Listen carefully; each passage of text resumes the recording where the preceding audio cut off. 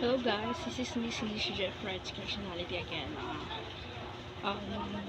Yeah, nag-video ako ngayon kasi talaga natuwa ako sa mga babasa ko or sa mga napanood kong mga video regarding sa mga bagong mga motivational speaker ngayon. Since talagang ang ganda lang kasi ako kasi yung uri ng tao na mahilig manood or mahilig magbasa ng uh, mga motivational thoughts ba na nakakatulong sa iba kung paano ba natin i-handle yung life natin, paano ba i-handle yung sarili natin. So nakaka-amaze lang talaga um, manood or magbasa ng mga ganong scenario since namamotivate pa tayo at the same time nagiging positive yung mga negative thoughts natin since ngayon marami na kasi yung issue or marami na yung nangyayari regarding sa mga nagpapatiwakal, nawawalan ng pag-asa sa buhay. So nakakatuwa lang talaga. Isa sa mga napanood ko, nabasa ko, ganyan.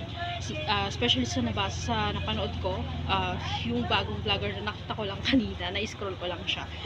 Yung si Chickster yung pangalan na tanong, tapos si MJ Lopez. Then, regarding naman sa mga about motivational speaker regarding sa business naman, si RDR. So, talagang nakakamiss lang talaga yung way of kung paano sila mag-suggest, kung paano sila magbigay ng motivational sa atin. So, nakakamiss lang talaga. So, very thumbs up talaga sila sa akin. So, yan. May mga ideas ako na naiintindihan or napapakinggan at tututunan na talagang nakaka-amaze. At the same time, bago ako gumawa ng mga motivational thoughts or motivational quotes na ginawa ko dito sa YouTube ko, isa ako sa mga nag-start ako nagbibigay ng motivational siguro makikita nyo sa mga ibang videos ko yun guys, makikita nyo sa ibang videos o dito sa YouTube kung ano yung mga topic or ano yung klase ng mga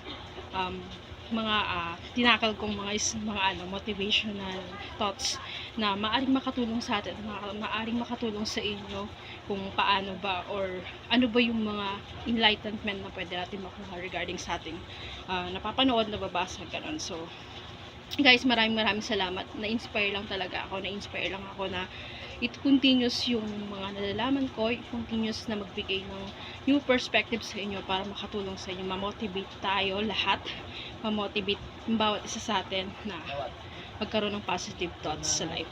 Since kumakalat ngayon yung depression dito sa lugar namin, meron na balitaan na nagpakamatay, nagpatiwakal. So, nakakalungkot lang yun guys. So, meron pa yung tumalon sa building, na hindi mo alam kung bakit. So, yun talaga nakakalungkot lang. Pero wala tayong magagawa mindset na ng tao yan. So, guys, this is Mixie GC Pride's personality. Thank you for your support and thank you for listening today. So, bye-bye. Yeah, please subscribe to my channel and click the notification bell for new updates. So